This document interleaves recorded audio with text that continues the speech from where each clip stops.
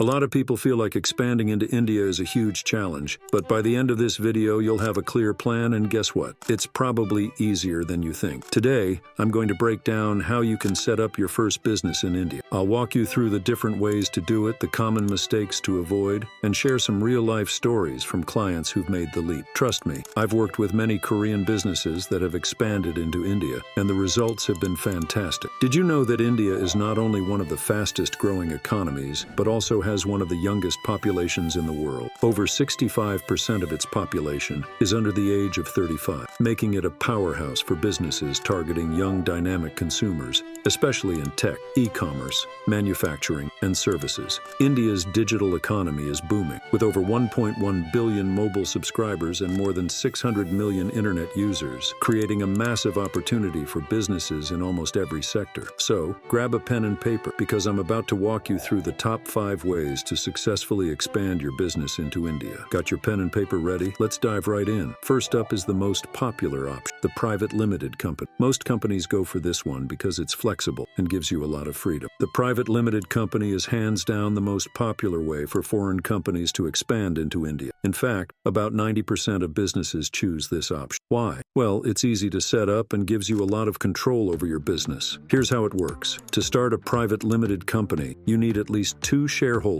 and 2 directors. One of those directors has to live in India for at least 182 days a year. Don't worry, there's no minimum amount of money you need to invest to start, which makes it super flexible for smaller businesses or startups. With no minimum capital requirement, you can get started without a big investment, and you have control over your business without constantly needing to check in with a parent company overseas. Plus, with a tax rate of 30%, it's pretty reasonable, especially considering how much money you can save by operating in a cost-efficient country like India. Here's a real-life story to illustrate how it works. One of our Korean clients, an electronics company, set up a private limited company in India and saw their revenue double in just 1 year. They took advantage of India's younger workforce and lower costs to grow their business quickly. Back home in Korea, they were struggling with tight margins, but India gave them the boost they needed to become a profit powerhouse. Now let's talk about another option, the Limited Liability Partnership, or LLP. This is perfect if you're planning to team up with local partners, but still want to keep some control. The LLP is like a mix between a company and a partnership. It's gaining popularity, especially in professional services like law firms, consulting, and accounting. Like the private limited company, there's no minimum capital requirement, which means you don't have to put in a lot of money up front to get started. It's great for flexible partnerships. You need at least 2 partners to start, but you can have as many as you want, making it ideal for businesses that want to collaborate locally. The tax rate is 30%, and your personal assets are protected through limited liability. The downside? An LLP can't be listed on the stock exchange, so if you're planning to go public in the future, this might not be the best option for you. But for smaller businesses or professional firms, it's a fantastic fit. Now here's a quick tip. If you're thinking about collaborating with local experts or starting a professional services firm, the LLP might be the perfect choice for you. Next up is the branch office. This is a good choice if you want to have a presence in India but aren't ready to fully commit to setting up an independent company. A branch office lets you represent your headquarters in India while testing the waters in the market. You can do things like importing and exporting, offering consultancy services, or conducting research, but you can't manufacture goods or sell directly to customers. You'll also need approval from the Reserve Bank of India, RBI, to set up a branch office, and keep in mind that the tax rate is 40%, a bit higher than the private limited company, so plan accordingly. Also, branch offices are temporary, valid for 3 years, but can be renewed if needed. Quick tip: a branch office is a great way to dip your toes into the Indian market without a full commitment, but it's more of a short-term option, not something you'd use for long-term growth. Another option is the liaison office,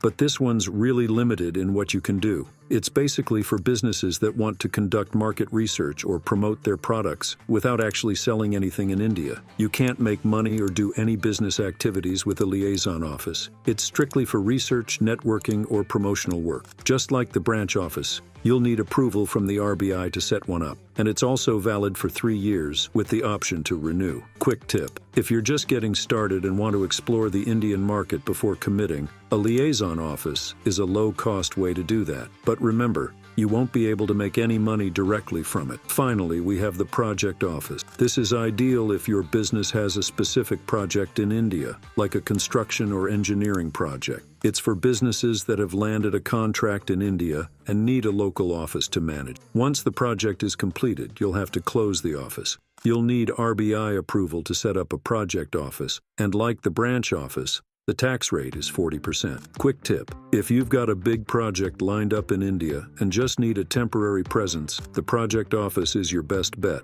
It lets you get in, get the job done, and leave without committing to a long-term setup. Now let's talk about why the private limited company is the top choice for over 90% of companies expanding into India. It's flexible, gives you control, and is easy to scale. With a private limited company, you have complete control over your business operations, and once you set it up, it stays active as long as you need it. You don't have to worry about expiration dates or renewal processes like with a branch or liaison office. The tax rate is lower at 30%, which makes it more favorable compared to the 40% tax for branch and project offices. Plus, India's young population and growing economy make it an attractive market for foreign companies, and the cost of doing business is often much lower than in other countries. Here's another real-life example. I helped a Korean skincare brand, let's call them SkinCo, set up a private limited company in India. They were initially hesitant because they'd heard about how complicated the process could be, but once we got them set up, they were able to source raw materials locally at a fraction of the cost they were paying in Korea. Within just 6 months, they launched their first product line in India, and their profits soared. Now, expanding into India is exciting, but there are a few common mistakes that companies make. First, not having a resident director. A lot of companies forget that you need at least one director who lives in India for 182 days each year. Make sure you have someone lined up,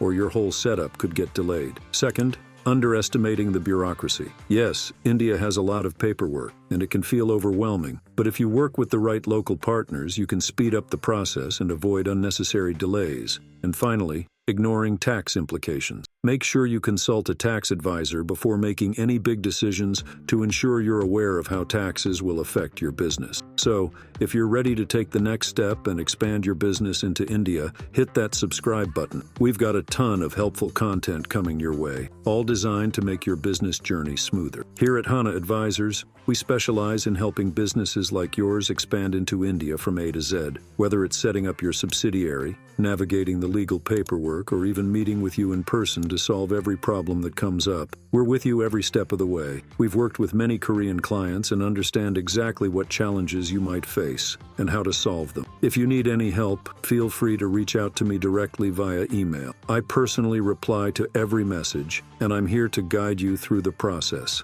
And if you found this video helpful, don't forget to give us a thumbs up and leave a comment below if you have any questions. We love hearing from you. Thanks for watching, and until next time, take care.